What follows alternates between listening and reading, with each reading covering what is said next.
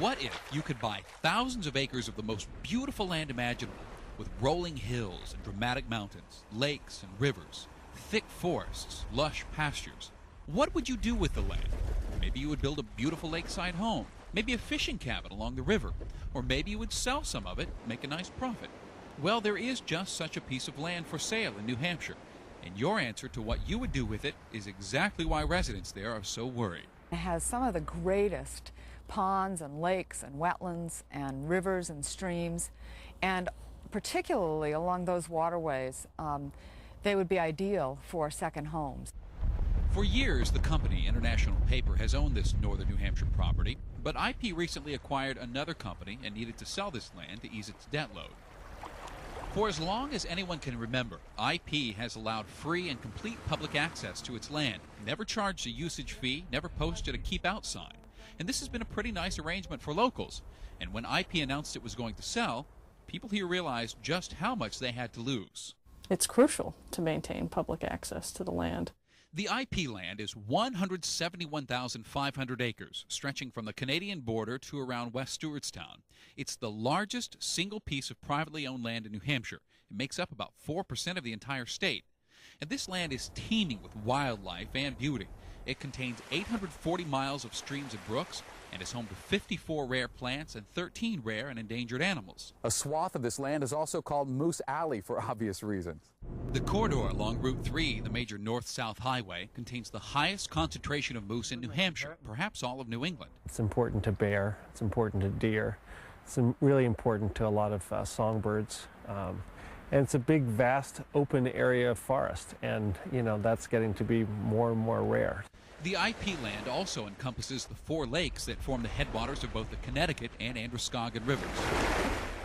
As you can see, from an ecological standpoint, preservation of this forest land is vital. But this land is also the lifeblood of the region's economy. Roughly 70% of the region's jobs are directly tied to this land, either through tourism or the timber industry. For more than a century, this land has provided thousands of jobs for loggers, truckers, and wood processors. And when International Paper put the land up for sale, all those jobs were suddenly at risk. If that land gets taken out of production, there would be that many folks who would be put out of work, at least from that land, and that's a pretty serious impact. And in recent years, tourism has become even more important to the economy than the timber industry. People from all over the Northeast come here to hunt, fish, hike, and boat. And in the winter, it's one of the most popular areas in the country for snowmobiling, more than 200 miles of groomed trails. You have a dishwasher? Lisa Savard owns the Lopstick Lodge in Pittsburgh, New Hampshire. She says her lodge is full nearly year-round for one reason alone: free use of some of the most beautiful land in the country. They don't come here for the shopping. They don't come for the malls. It is to see the wildlife and to enjoy the scenic beauty. International Paper never benefited financially from allowing the public to use its land, so there was no reason to believe the new owner or owners would continue that policy. Even national parks charge hefty usage fees. Experts say there were 3 likely scenarios, and none of them pleasant for the locals. 1, a private group buys the land and sells it off piece by piece for development. 2, another timber company buys it and closes it to the public, the norm for timberland and certainly well within a company's rights. Or 3, a conservation group steps in, allows public access, but ends timber harvesting. Brad Wyman, a 30-year timber industry veteran, says the third was the most likely scenario.